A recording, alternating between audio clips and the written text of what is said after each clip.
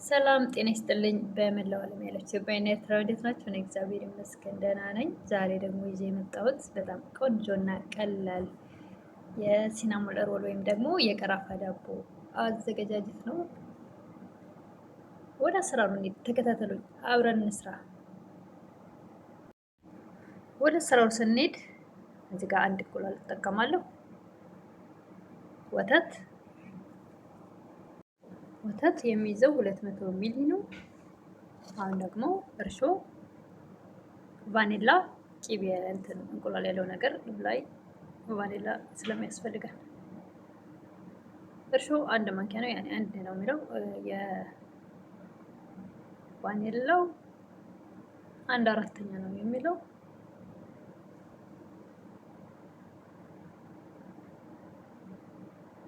100 ግራም የገበታ ቂቤ፣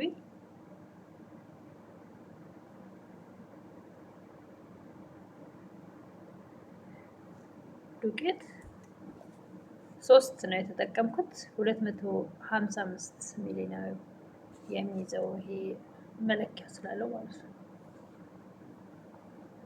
ይሄ ቀዩ 250 ሚሊ 3 ተጠቀምኩ ማለት ነው። ያው እንደ ፍላጎታችን ብዙ መጠቀም እንችላለን።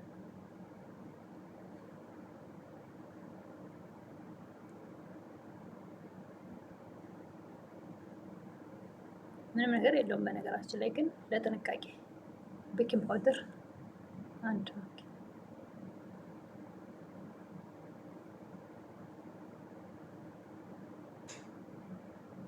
እዚህ ጋር እንደዚህ ዱቄቱን ልቀላቅለው እና ቴብሉ ላይ ነው የማቦካው። በደንብ የማሸው ቴብሉ ላይ ነው። ቴብሉን በደንብ አጽድቼዋለሁ።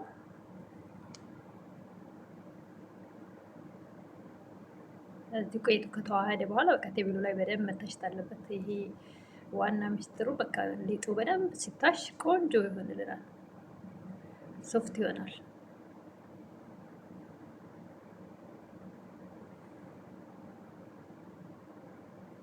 እና ቴብሉን ያው እናንተ ደስ እንድላችሁ ነው። በደንብ በቪኒገር አድርጌ በንጹህ ጨርቅ ምንም ባልነካው አጽድቼዋለሁ።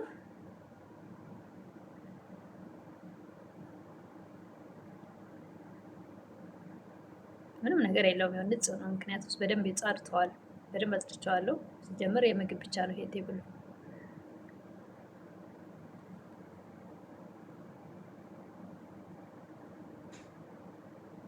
አሁን እዚህ ጋር በደንብ አሸዋለሁ ማለት ነው። በእጄ ዱቄት ነስነስ እያደረግኩኝ በደንብ አሸዋለሁ። በደንብ እጄን እስኪያመኝ ነው ማሸው። ማሽኑ ማውቂያው ካለን በሱ መጠቀም እንችላለን። ግን እጃችንም አሪፍ ነው፣ ያደክማል እንጂ ቆንጆ ነው። በእጃችንም ግን ጊዜ ይፈልጋል።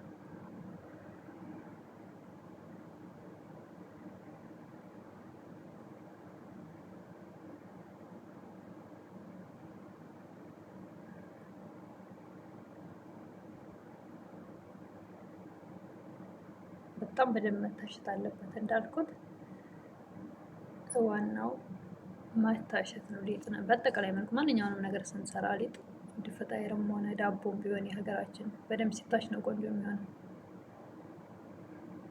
ሚስጥሩ ማሸቱ ላይ ነው። የሚያስፈልጉት ማቴሪያሎች እንዳለ ሆነው አሁን እንግዲህ ብዙም አላቆየውም። 10 ደቂቃ ብቻ ነው ማቆየው። ከዳመጥነው እና ካስተካከልነው በኋላ ነው የኩፍን የምናደርገው።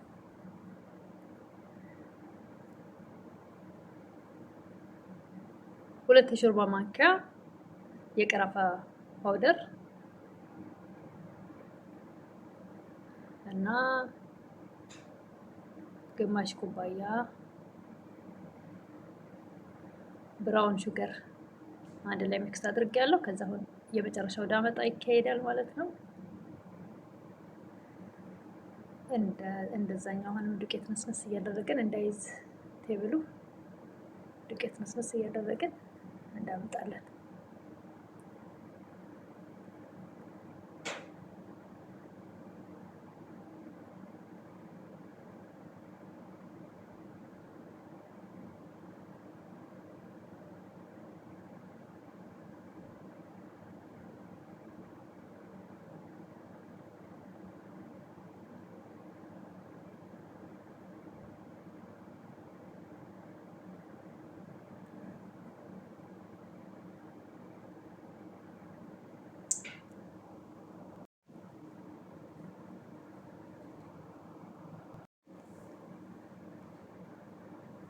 ሊጡ በጣም የደረቀ አይደለም፣ በጣም ደግሞ የለሰለሰ አይደለም። ግን ደግሞ በደንብ ስለታሸ በቀላሉ ስንዳምጠው ይሄዳል ማለት ይመቻል። በጣም ደስ የሚል በቀላሉ በእጃችን ራሱ ስነካው እንዲሁም አሪፍ ነው፣ ይለጠጣል። የኔ እንደ በቀላሉ ለመዘርጋት ለመዳመጥ ይመቻል ማለት ነው።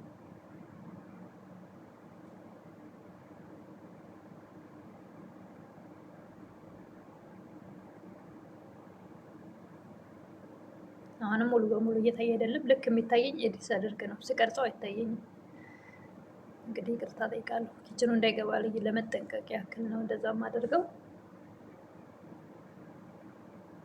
ልክ እንደዚህ ማድረግ ነበረብኝ። ለጥንቃቄ ነው በእርግጥ። እና ሊጡ በጣም ቆንጆ ነው። ልክ እንደዚህ በእጄ ራሱ ስነካው ራሱ ያለመዳመጫም ይሄዳል ማለት ነው። ቆንጆ ሆኗል ሊጤ።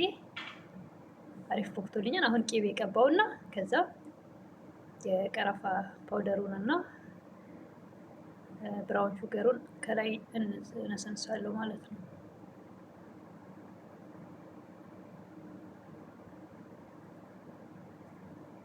ቂቤውም አሪፍ ነው የሚያደርግልን ማለት ነው።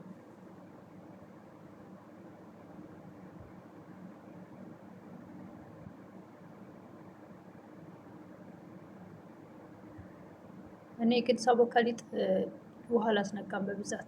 በብዛት ወተት፣ እንቁላልና ቅቤ ብቻ ነው የምጠቀመው እና በጣም ቆንጆ ይሆናል።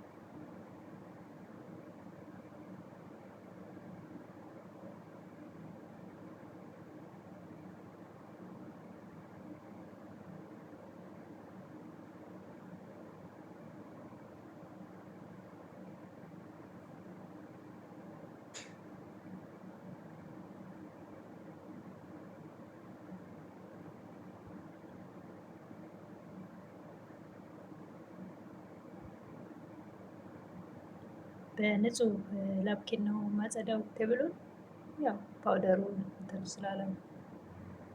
ለአይንም ደስ አይል።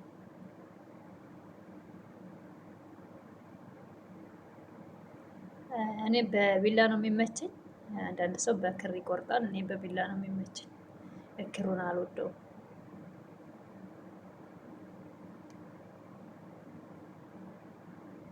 በጣም ቆንጆ ሶፍት ሆኗል ሊጤ ማለት ነው። ምርጥ ነው የሆነልኝ።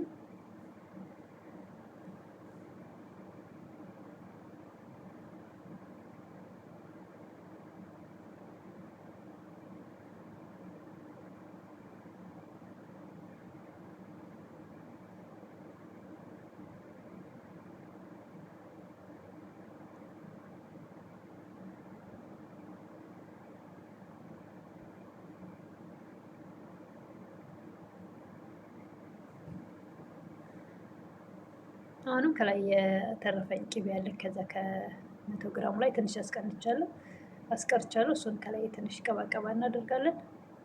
ከዛ አሁን ነው መብካት ያለበት ማለት ኩፍ ማለት ያለበት አሁን ነው። በፕላስቲክ ፎይል ሽፍን አድርጌ ከላይ ጨርቅ አድርግበትና ፎጣ አድርጌ በደንብ ኩፍ ይላል። ከዛ በኋላ ነው የምንጋገረው። ይኸው ኩፍ ካለ በኋላ ይሄን ይመስላል። አሁን ወደ መጋገሪያ ተጋግሮ ሲወጣ ደግሞ ይሄን ይመስላል። ያው እኔ ውስጥ ቆርሰን በጣም ቆንጆ ነው ማለት ነው። በጣም ቆንጆ ነው። ሶፍት የሚለው ቃል አይገልጸውም፣ ልዩ ሆኗል። እንደደከምኩም አልቀረው ማለት ነው።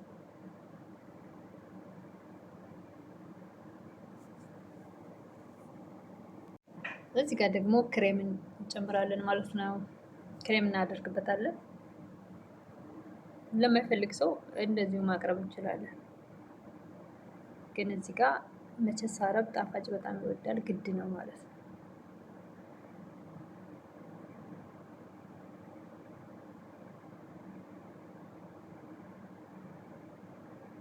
ይሄን የተጠቀምኩት ዋው የተባለለት ነው ማለት ነው። ሰርታችሁ ሞክሩት፣ ደግሞ ትሰራላችሁ።